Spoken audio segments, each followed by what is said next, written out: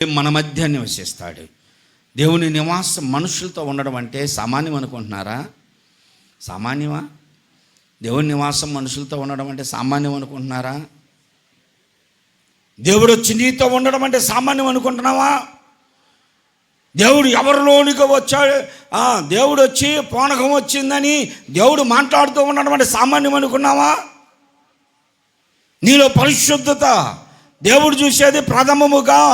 నీవు ఎంత ఇస్తున్నావో, నీవు ఎంత పని చేస్తున్నావో, ఎంత సంఘానికి అనుకూలంగా ఉన్నావో, ఇవన్నీ ఒక ఎత్తు అయితే అవి కాదు దేవునికి కావాల్సింది. నీ జీవితంలో పరిశుద్ధత ఆయనకు అవసరం. పరిశుద్ధత కావాలి. అందుకనే దైవజనుడు యేసన్న గారి పాట, తేజోవాసుల స్వాచ్ఛమందు నన్ను చేర్చుటే నీ నిత్య సంకల్పమా, నన్ను చేర్చుటే నీ నిత్య సంకల్పమా, తేజోవాసుల స్వాచ్ఛమందు. దేవుని దూతలు, పరిశుద్ధులు, తేజోవాసులు వారి యొక్క స్వాచ్ఛములో నన్ను చేర్చాలనేది అసలు నీ ఉద్దేశం కదయ్యా. ప్రభునందు ప్రియమైన సహోదరి సహోదరులారా, అంతటా దేవుని నివాసము మనుష్యులతో కూడా ఉన్నది, మనతో కూడా ఉన్నది. దేవుడు వారితో కలిసి ఉండును. ఆయన మనతో కలిసి ఉంటాడు. మనము ఎంతమంది ఉన్నా, ఒక్కరు, ఇద్దరు, ముగ్గురు, 10 మంది, 100 మంది, 1000 మంది ఉన్నా ఆయన మనతోనే కలిసి ఉంటాడు. మనం ఎప్పుడు ప్రవచనం చెప్పాలో పరిశుద్ధాత్మునికి తెలుసు. దేవుని స్తోత్రం. ఎప్పుడు నీవు ఆత్మీయంగా ప్రవశించాలో దేవుడు తన వాక్కును నీ నోట ఉంచి నీతో పలికిస్తాడు. సంఘములో ఎవరికి ఏ వాక్కు అవసరమో ఫలాని వాళ్ళతో మాట్లాడు అంటే మనం ఏదో కావాలని మనసులో పెట్టుకొని మాట్లాడటం కాదు, కానీ దేవుడే పరిశుద్ధాత్మతో నింపి ప్రవచనము మన నోట ఉంచుతాడు. దేవునికి స్తోత్రం. నువ్వు ప్రవశించాలని ఆశపడుతున్నావా? భాషలు మాట్లాడడం ఎంత అవసరమో ప్రవశించడం అంత అవసరం. ప్రవశించు, పాపుల్ని సరిచేయి, బలహీనుల్ని బలపరచు, రోగుల్ని స్వస్థతపరచు. నీ ప్రవచనము ప్రజలకి ఆశీర్వాదకరముగా ఉండాలి. నీ ప్రవచనము కుటుంబాలకి దీవెనకరముగా ఉండాలి. నీ ప్రవచనం సంఘములకు ఆశీర్వాదకరముగా ఉండాలి. ఎప్పుడు ఊరక నీవు దీవించబడదు గాక, ఆశీర్వదించబడదు గాక కాదు. పరిశుద్ధాత్మ దేవుడు మనల్ని నింపి నిజముగా ప్రవచనం పలికిస్తే అది సంఘంలో నెరవేరిపోవాలి. మా అమ్మగారు, మా తల్లిగారు ప్రవచనం పలికిందంట. మా అమ్మ నాన్న మోటోళ్ళు, నేనెంత మోటోనో వాళ్ళంతే మోటోళ్ళు. చదువు రాని వారు, ఏదో తెలుగు అక్షరాలు చదవటమే వచ్చు. అలాంటి మా అమ్మగారు ప్రార్థనలో ఉండగా, సంఘములో ఆరాధన జరుగుతూ ఉండగా ఇంగ్లీషులో ప్రవశించిందంట. దేవునికి స్తోత్రం. ఎంత ధన్యురాలో నా తల్లి. ఇంగ్లీషులో ప్రవశించింది. ఇంగ్లీష్ అక్షరం రానటువంటి వారు ఇంగ్లీషులో ప్రవశించింది. ఇప్పుడు మీరు అనొచ్చు, ఎవరికి వచ్చండి సంఘంలో ఇంగ్లీషు అని. అందరి కొరకు కాదు. దేవుడు ఆ రోజున ఒక వ్యక్తితో మాట్లాడడానికి, అది జార్జిపేట సంఘం, ఇప్పటికీ ఉంది పడాభిపురం సంఘం. ఈ విషయం తెలిసిన వాళ్ళు ఇప్పటికీ బ్రతికుంది ఇద్దరే. ఒకటి పాస్టర్ తిమోతి అయ్య గారు, 2 గూడూరు మోషే గారు. వారిద్దరు ఉన్నారు, వెళ్ళి అడగండి. అదే రోజు సెంట్రల్ ఎక్స్చేంజ్ సూపరింటెండెంట్ గారు, Guntur central exchange officer superintendent గారు కొత్తగా ఆ స్థలమునికి వచ్చి, పడాభిపురంలో రెంట్కి వచ్చి, ఆదివారం నేను ఏదో ఒక చర్చికి వెళ్ళాలని బయలుదేరి వస్తుంటే మెయిన్ రోడ్డు మీద చర్చి కనపడితే వచ్చి కూర్చున్నాడంట. ఆయన కూర్చోగానే ఆరాధనలో ఉన్నారు అందరూ. ఆరాధనలో ఇంగ్లీష్లో ప్రవచనం పలికింది. మా నాన్న కూడా బిత్తరపోయాడంట. తెలుగు మాట్లాడటానికే సరిగ్గా రాదు, చదవడానికి అసలు రాదు, మాట్లాడడానికే పదాలు ఎన్నో తెలుగు భాషలోనే తప్పుగా మాట్లాడుతుంది. అలాంటి ఈమె ఇంగ్లీష్ మాట్లాడుతుంది ఏంటని మా నాన్నగారు కూడా ఆశ్చర్యపోయాడంట. ఏం మాట్లాడారో సభికులకు తెలీదు, సావుకుడికి తెలీదు. ప్రార్థన అయిపోయిన తర్వాత, ఆరాధన అయిపోయిన తర్వాత నాన్నగారుండి దేవుడు సావుకురాల ద్వారా ప్రవశింపజేశాడు. అది ఏదో నాకు తెలీదు, మరి ఎందుకు ప్రవశింపజేశాడో తెలియదంటే అప్పుడు వెనక కూర్చొని సూపరింటెండెంట్ గారు, సార్ పాస్టర్ గారు నా కొరకే ఆ ప్రవచనం అన్నాడంట. దేవునికి స్తోత్రం. నా కొరకే ఆ ప్రవచనం ఏంటి అంటే, అతడు జాబ్ వస్తే నాకు గనక నేను చదువుకున్న చదువుకి యోగ్యునిగా నాకు ఒక జాబ్ వస్తే ఒక సావుకునికి నేను చర్చి కట్టిస్తానని మొక్కున్నాడంట. అది ఆయన మర్చిపోయాడు, జాబు చేసుకుంటున్నాడు. ఆయన ఇప్పుడు ఆయనతో మాట్లాడడానికి వీళ్ళెవరో ఆయనకి తెలియదు, ఆయన ఎవరో వీళ్ళకి తెలియదు. ఒకవేళ తెలుసుంటే ఇప్పుడు చాలామంది తెలిసిన ప్రవచనాలు పలుకుతారు. వాళ్ళు అదిగో ఆ గేటు దగ్గర లింగి కట్టుకున్న ఒక అబ్బాయి ఉన్నాడు, గల్ల సెట్ వేసుకున్న ఒక ఆయన ఉన్నాడు, ఇంకొక ఆ పేరు కలిగిన వారు ఉన్నారు అని పిలుస్తూ ఉంటారు. దేవునికి ఇళ్ళ పేర్లు తెలీదా? మేరీ అన్నామంటే మన సంఘంలో ఎంతమంది మేరీలు ఉన్నారు తెలుసా? 4 ఉన్నారు. ఇప్పుడు ఏ మేరీ రావాలా? మరియమ్మ అన్నాం అనుకో, మన సంఘంలో 6 ఉన్నారు. ఏ మరియమ్మ రావాలా? పేరు పిలిచిన దేవునికి ఇంటి పేరు కూడా తెలుసు. ఖచ్చితంగా నా పేరుతో పిలిస్తే నాకున్న రుగ్మతలు చెప్పాలి. కానీ ఇక్కడ ఒకళ్ళు పలానా రోగంతో బాధపడుతున్నారు, కాళ్ళనొప్పులతో బాధపడుతున్నారు, దురాత్మల చేత పీడించబడుతున్నారు, వాళ్ళు ఎవరో ఉన్నారు, దాక్కోవద్దు, లేచి రాండి అంటే ఎంతమంది లేరు అలాంటి వాళ్ళు? అది కాదు. ఇదిగో సూటిగా మాట్లాడింది. దైవజనురాలతో దేవుడు మాట్లాడిచ్చాడు. అతను లేచి సమాజంలో ఒప్పుకొని పాస్టర్ గారు మీకు స్థలం ఉంటే నేను చర్చి కట్టిస్తా అన్నాడు. దురాశ లేనివాడు కనుక పాస్టర్ గారు ఆశపోతు కాదు కాబట్టి నాకు స్థలం లేదయ్యా అన్నాడు. అదే ఒకవేళ స్థలం కొనియమంటే కూడా కొనిచ్చేవాడు ఆయన.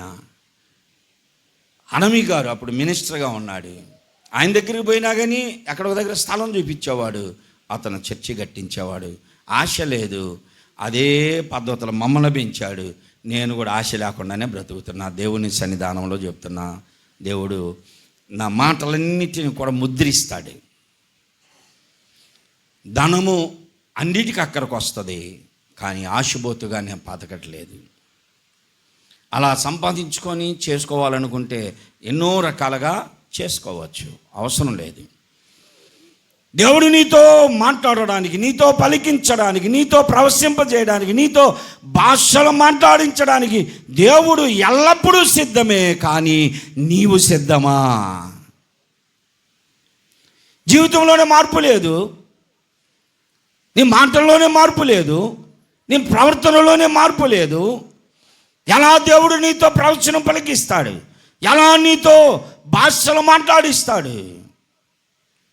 కాదు, పరిశుద్ధులుగా ఉండాలి. దేవుని నివాసము మనుషులతో కూడా ఉన్నది అంటున్నాడు. ఎప్పుడో తెలుసా? క్రొత్త ఆకాశం, క్రొత్త భూమి వచ్చినప్పుడు, మనుషులు మార్చబడినప్పుడు, క్రొత్త స్వభావం, నూతన వ్యక్తిత్వం మనుషుల్లో పాత స్వభావం, పాత జీవితం మార్చబడి దేవునికి తాను అర్పించుకొని త్యాగపూర్తిగా ఉన్నప్పుడు ఖచ్చితంగా దేవుడు నిన్ను వాడుకుంటాడు. దేవునికి స్తోత్రం. దేవుడే మనతో కలిసి ఉంటాడు. ఆయన మనతో కలిసి ఉంటాడు. దేవుడు ఎప్పుడయ్యా కన్ను తెరిచేది, ఎప్పుడయ్యా మమ్మల్ని చూసేది అనడానికి వీల్లేదు. ఇంకా ఆయన ఎప్పుడు మనతోనే ఉంటాడు కనుక మన ప్రతి అవసరము ఆయన తీరుస్తాడు. నీ కనుల ప్రతి బాష్ప బిందువును ఆయన తుడుస్తాడు. ఎప్పుడో తెలుసా? నీ ఇష్టానుసారంగా నువ్వు జీవించి బాధలు తీసే అయిగాది. ఆత్మల రక్షణ భారమ కలిగి నువ్వు ఏడుస్తున్నావు చూసావా? మార్పు లేని నీ భర్త కొరకు నువ్వు ప్రార్థన చేస్తున్నావే, ఏడ్చి కన్నీరు గార్చి. ప్రార్థనకు ఆటంకకరముగా ఉన్న నీ భర్త మార్పు కొరకు నువ్వు వేడుస్తున్నావే, ఆ కన్నీటిని కవలిలో దాసి నీ ప్రతి బాష్ప బిందువును దేవుడు తుడిచి వేస్తాడు. ఆ సమయంలో నీ కుటుంబంలో ఎంతోమంది రక్షణ లేని వారు ఉన్నారు చూసావా? నీ భార్యకి రక్షణ లేదు, భర్త మారితే భార్యకి మార్పు లేదు, భార్య మారితే భర్తకు మార్పు లేదు, పిల్లలకు లేదు, తల్లిదండ్రులు మారితే పిల్లలకు లేదు. తల్లి ఒక్కదే మందిరానికి వస్తే పిల్లలేమో ఆ గణపతి విగ్రహం ముందు నిలబడి చేతులు జోడించి ఫోటోలు ఫేస్బుక్లో పెడుతున్నారు. క్రిస్టియన్ పిల్లలే దేవుని పిల్లలు. దేవుని నామము అవమానించబడుతుంది. సంపూర్ణమైన మార్పు కలిగినప్పుడు దేవుడు నిన్ను వాడుకుంటాడు, నీ మధ్యలోనికి వస్తాడు, నీతో ఉంటాడు. మనము ఆయన ప్రజలమై ఉంటాం. మనం ఎవరమై ఉంటాము? ఇప్పుడు దాకా ఏమై ఉన్నాం? ఇప్పుడు దాకా ఏమై ఉంటావు? బాప్తిసాలు పొందారు కాదంటలా. ఇప్పుడు దాకా మేము వైసీపీ ప్రజలమండి, మేము టీడీపీ ప్రజలమండి, మేము ఇంకోటి ఏంది జనసేన ప్రజలమండి. ఈ లోకంలోనే ఈ పార్టీలు. దేవుని పిల్లలుగా ఉంటే మనకు పార్టీలతో, పదవులతో, లోకంతో, దేనితో మనకి సంబంధం ఉండదు. వారు ఆయన ప్రజలయ్యుందురు. అప్పుడు ఎవరు లేచినా ప్రియమైన దేవుని పిల్లలారా అంటే అది ఎంత మహిమో. ప్రియమైన దేవుని పిల్లలారా, దేవుని పిల్లలో ఒక ప్రత్యేకత ఉంటుంది. దేవుని పిల్లల్లో ఒక మార్పు ఉంటుంది. దేవుని పిల్లల పరిశుద్ధులు. నేను పరిశుద్ధుని కనుక నా పిల్లలు కూడా పరిశుద్ధులుగా ఉండాలనుకుంటాం. వారు ఆయన ప్రజలయ్యుందురు, ఆయన వారితో కలిసి ఉండెను. తర్వాత ఏమన్నాడు? దేవుడు తానే వారికి దేవుడయ్యుండి వారికి తోడై ఉంటాడు. దేవుడే మనకి తోడై ఉంటాడు. ఎన్నో విషయాలు ఉన్నాయి, సమయం లేదు, బల్లారాధనలోనికి వెళ్ళాలి. ఈ నివాసాన్ని ఆది పితామహులు పోగొట్టుకున్నారు. దానిని ఇప్పుడు దేవుడు మరలా మనకి ఇవ్వబోతున్నాడు. ఇట్టి సహవాసములో దేవునితో అనుబంధం కలిగి దేవునితో కూడా మనము ఆధ్యాత్మికంగా కలిసి జీవించేటువంటి అనుభవం. ఆయన మనతో ఉన్నాడు, మనలో ఉన్నాడు. మనకు భయం లేకుండా మనం దేవుని బిడ్డలుగా, పరిశుద్ధులముగా, పాపము లేని వారిగా, మనము యోగ్యులముగా, లోపములు లేని వారిగా దేవుని కొరకు బ్రతుకుదాం. దేవుడి మాటలు దీవించునుగాక. ఆమేన్. అందరు లేచినవ్వండి, ఒక చరణం పాడుకొని. ఎవలో ఎడారులలో కొండలలో లోయలలో అడవులలో ఎడారులలో నన్ను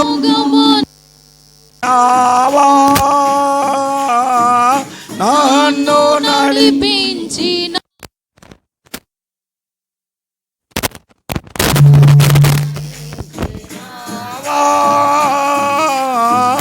నన్ను నడిపించినావా యేసయ్యా, యేసయ్యా, యేసయ్యా, యేసయ్యా, యేసయ్యా, యేసయ్యా, యేసయ్యా, యేసయ్యా, యేసయ్యా, నిన్నే నే కొలుతునయ్యా. నీవే నా రాజువయ్యా. యేసయ్యా, యేసయ్యా, యేసయ్యా. అందరూ మోకరించండి, అందరూ మోకరించి కళ్ళు మూసుకోండి, ప్రార్థన చేసుకుందాం. అందరూ మోకరించి కళ్ళు మూసుకోండి. ప్రభు యొక్క రక్తమాంసాల్లో పాలు పొందబోతున్నాం. నిన్నటి దినాన్ని 3:30 దాకా ఉన్నారు. తోసుకోండి.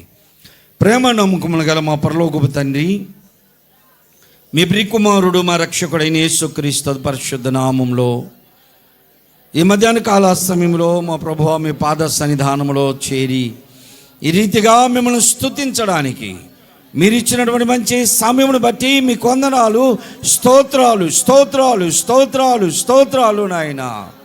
గడిచిన దినములన్నిటిలో కూడా మీ కృప మాపై ఉంచారయ్యా. మీ కృప లేనిదే మేము ఎందుకు పనికిరాని వారము, ఏనాడో నశించిపోవలసిన వారమయ్యా. ఈ దినాన మమ్మల్ని కనికరించి మీ అత్యధికమైన వాత్సల్యము చేత మమ్మల్ని ఇప్పటి వరకు కూడా సజీవులుగా ఉంచిన తండ్రి మీకు వందనాలు, స్తోత్రాలు.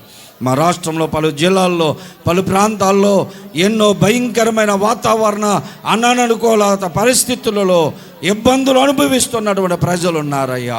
ఈ రోజున ఆరాధించడానికి అవకాశం లేని కుటుంబాలు ఎన్నో ఉన్నాయి నాయన.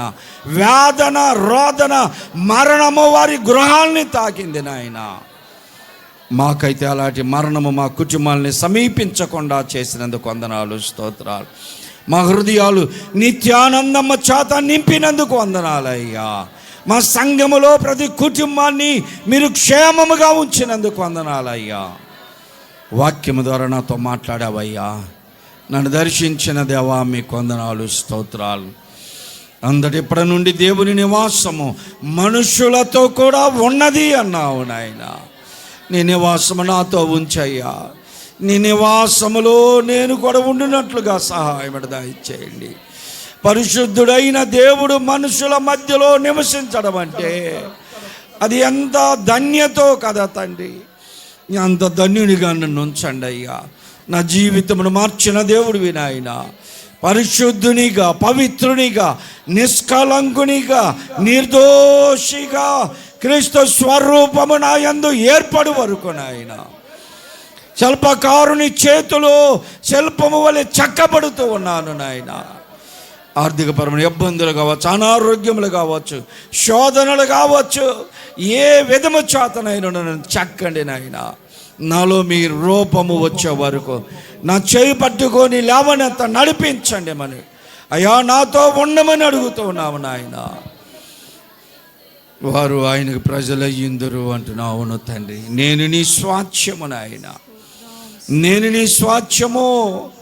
నీ కొరకే నేను ప్రతి క్షణము అనుక్షణము నిన్నే ఆరాధిస్తూ నీ కొరకు బ్రతుకున్నట్లుగా సహాయం దయచేయమని అడుగుచున్నాం తండ్రి. మీకు వందనాలు, స్తోత్రాలయ్యా. మా ప్రతి బాష్ప బిందువుని మీరు తుడుస్తారయ్యా.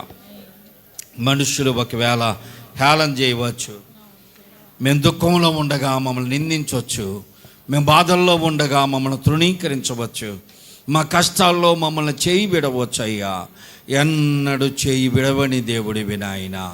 మమ్మల్ని చూసి హేళన చేసేవారు, మమ్మల్ని చూసి దూషించేవారు, మమ్మల్ని చూసి నిందించేవారు మా చుట్టూ ఉండవచ్చు, కానీ మా చేయి పట్టుకొని ఈ కౌగిట మమ్మల్ని దాచే దేవుడివి నీవు నాయన. కనుక తండ్రి, మాలోనికి మీరు రండి అయ్యా. మమ్మల్ని మీతో ఐక్యత, ఏకత్వము కలిగిన వారిగా చేయండి. మనుష్యులతో కూడా ఉండడానికి ఇష్టపడి దిగి వచ్చిన దేవుడివి నాయన. నీవు నివసించడానికి యోగ్యమైన నివాసముగా నా హృదయమును, నా జీవితమును, నా కుటుంబమును, నా సంఘమును నేను సిద్ధపరచులాగున సహాయమును దయచేయండి అయ్యా. సహాయమును దయచేయండి. వాక్యం ద్వారా నాతో మాట్లాడారు. ఆ రీతిగా తండ్రి, చేరి వచ్చిన వారు ఎంతమంది అయితే వాక్యం ద్వారా హెచ్చరించబడ్డారో ఆ హెచ్చరికల ద్వారా వారిని బలపరచండి. ప్రతి విధమైన బలహీనతకు దూరపరిచి యోగ్యపరిచి యోగ్యులుగా ప్రతి కుటుంబాన్ని, ప్రతి వ్యక్తిని మీరు సిద్ధపరిచి మీ పాత్రలో చేయించుటకు సహాయం దయచేయండి. నా ప్రతి విధమైన బలహీనతను క్షమించండి అయ్యా. నా నోటి మాట, కంటి చూపు, కాలినడక, హృదయ తలంపులు, ఆలోచనలో సమస్త బలహీనతను క్షమించి యోగ్యపరిచి వాక్యమనే నీటి చేత నన్ను శుద్ధీకరించారు. నీ రక్తము చేత నన్ను స్థిరపరచబడబోతూ ఉండగా నన్ను బలపరిచి యోగ్యపరిచి మీ కృపలో స్థిరపరచమని మా ప్రభువును మా రక్షకుడైన యేసుక్రీస్తు పరిశుద్ధ నామంలో స్తుతించి ఆరాధిస్తున్నాను తండ్రి. ఆమేన్.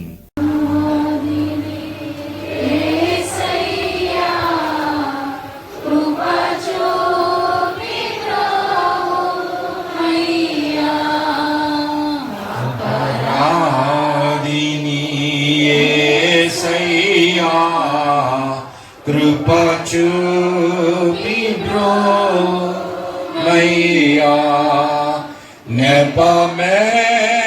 నెపమెంచకాయని కృపలో